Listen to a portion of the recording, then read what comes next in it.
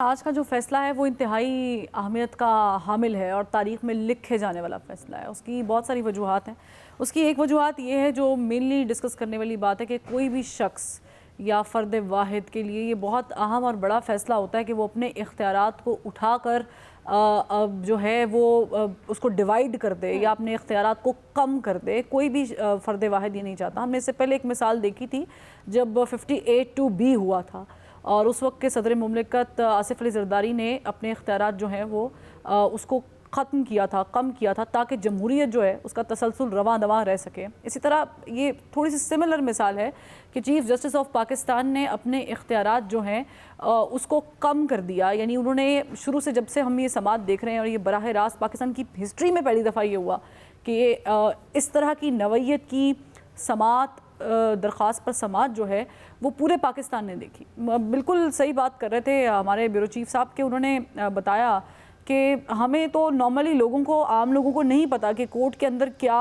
Procedure होता है, कैसे दलाइल दिए जाते हैं, क्या रवैया होता है जजेस साहिबान का, किस तरह से प्रोसीडिंग्स होती हैं। ये सब कुछ आम पाकिस्तानी ने देखा और ये भी पाकिस्तान की तारीख में पहली दफ़ा हुआ है। तो काजी फायज़ ईसा साहब ने एक ये भी कारनामा सर अंजाम दिया। फिर उन्होंने जो ये 3 हिस्सों में, हमारे रिपोर्टर बता भी रहे थे कि उन्होंने डिवाइड किया। तो पहला हिस्सा बड़ा अहम है कि उन्होंने अब जो ये 184(3) के तहत जो अज़ खुद नोटिस सू मोटो जिसे हम कहते हैं, वो सिर्फ एक बंदे का इस्तेकाक नहीं होगा, क्योंकि हमने इसके माजी में बड़े डिफरेंट एस्पेक्ट्स देखे हैं कि किसी अस्पताल में सू मोटो हो गया, एजुकेशन के ऊपर सू मोटो हो गया, और जो इम्पॉर्टेंट चीज़ें हैं उस पर सू मोटो जो है वो लिया भी नहीं जा रहा, उसे दरगुजर भी किया जा रहा है, नज़रअंदाज भी किया जा रहा है, और फिर इस पर कोई फ़र्क नहीं पड़ रहा। यानी जो सुप्रीम कोर्ट में केसेस की तादाद है वो कम नहीं हुई पिछले अदवार में। अब भी वो आप उठाकर देखें तो वो 55,000 से ऊपर चली गई है। तकरीबन 60,000 केसेस जो हैं सुप्रीम कोर्ट में पेंडिंग है। तो ये एक अलार्मिंग सिचुएशन है। तो उसका पहला मरहला ये था कि काजी फायज़ ईसा साहब ने आकर कहा था पहले मैं इसका फैसला करूंगा, फिर हम कोशिश करेंगे जो केसेस का बर्डन है उसको कम किया जाए। तो उन्होंने पहले मरहले में अपने इख्तियारात जो हैं वो डिवाइड कर दिए हैं। अब जब सू मोटो लिया जाएगा तो जो सीनियर तरीन जजेस होंगे दो काजी फायज़ ईसा के साथ, वो ये फैसला करेंगे कि आया इस पे सू मोटो बनता भी है या नहीं बनता है। और देखिए, इससे सुप्रीम कोर्ट के इख्तियारात पे कोई फ़र्क नहीं पड़ा है। बहुत सारे लोगों ने जब से ये प्रोसीडिंग स्टार्ट हुई है ये कोशिश की है, मैं फ़र्दन नाम किसी का नहीं लूँगी, कि इस चीज़ को एड्रेस किया जाए कि ये क्यों एक फ़र्द वाहिद से इख्तियारात लेकर जो है वो दिए जा रहे हैं, डिवाइड किए जा रहे हैं। इस पे Qazi Faez Isa, chief justice of Pakistan, was very comfortable, बड़े कंफर्टेबल थे। पहले दिन से वो ये एक ही बात कर रहे थे कि I don't have any issues with that. ये ज़ाहिर है कि सुप्रीम कोर्ट की टर्म इस्तेमाल हुई है, not a chief justice of Pakistan. तो इसको इख्तियार जो है वो सुप्रीम कोर्ट के पास जाना चाहिए, जो उन्होंने कर दिया है।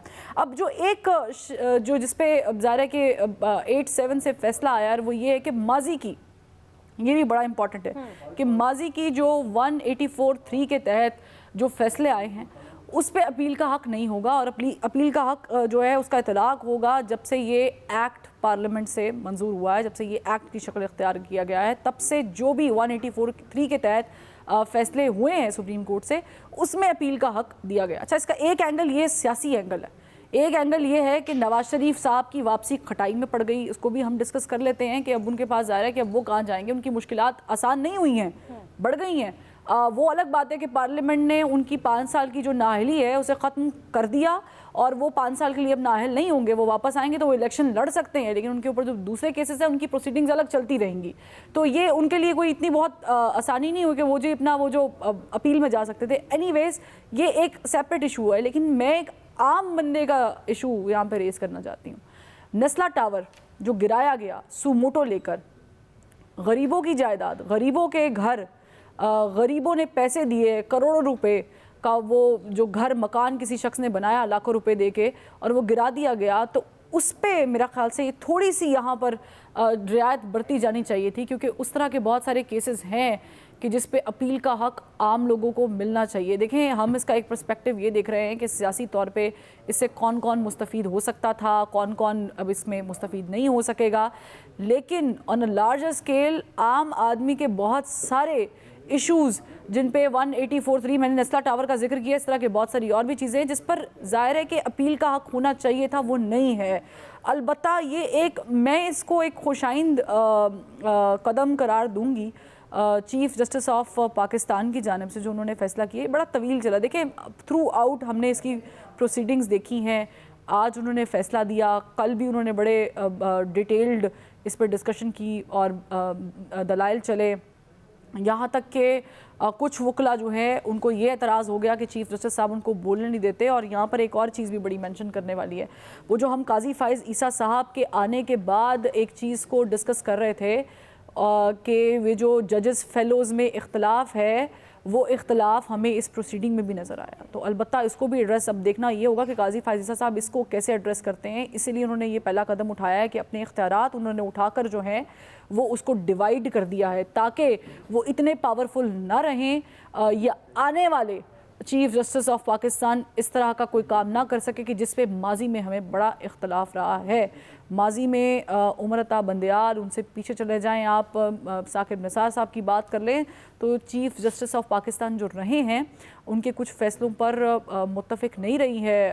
कुछ सियासी जमातें भी, एतराज़ भी उठते रहे हैं। फिर वो जो दो नज़रिया एक चलता रहा है सुप्रीम कोर्ट के जजेस के दरमियान, उस पर भी बड़े सवालात उठते रहे हैं। तो मेरा ख्याल से ये जो कलेक्टिवली फ़ैसला है, इसमें सिवाय एक चीज़ जो मेरा बड़ा कंसर्न था कि अगर नेस्ला टावर जैसे वाक़यात हुए हैं उस पर सू मोटो लिया गया है, उसका फ़ैसला दिया गया, तो उसकी अपील होनी चाहिए थी, वो नहीं हुई है। तो उसके अलावा मुझे लगता है कि ये एक और काजी फ़ाइज़ साहब ने ही tried to make it better in a way कि उन्होंने कोशिश की है कि वो जो हम एक्सपेक्ट कर रहे थे कि पार्लियामेंट ने जो एक्ट पास किया वो अपनी जगह बरकरार है, लेकिन उसमें ये शक निकालने के बाद उन्होंने बड़ा बैलेंस्ड किया है चीज़ों को। मैंने पहले भी ये बात कही थी स्क्रीन पर बैठ के एक्सप्रेस की, जब हम काजी फ़ाइज़ साहब की आमद को डिस्कस कर रहे थे कि काजी फ़ाइज़ साहब जो हैं वो जज साबित नहीं होंगे कि जिससे किसी सियासी जमात को उम्मीद है। वो बेसिकली कानून को जो है वो बेसिकली अहमियत देंगे और पाकिस्तान के आइन को अहमियत देंगे। तो मेरा ख्याल से ये जो एज ए होल ये जो आज फैसला हुआ है, it was pretty much expected and also कि ये बड़ा बैलेंस्ड फैसला है। ने कोशिश की है कि वो जो हम एक्सपेक्ट कर रहे थे कि पार्लियामेंट ने जो एक्ट पास किया वो अपनी जगह बरकरार है, लेकिन उसमें ये शक निकालने के बाद उन्होंने बड़ा बैलेंस्ड किया है चीज़ों को।